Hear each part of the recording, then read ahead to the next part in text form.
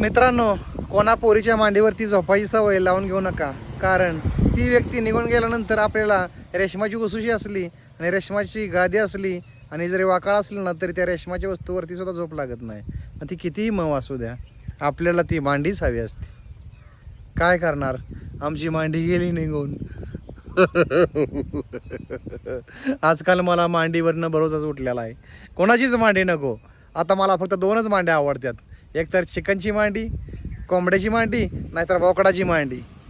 मांडी भरून शिजवायचं, शनिवार रविवार 2-3 टाईम खायचं आणि ताणून द्यायची टेन्शन कोणाचं घ्यायचं नाही.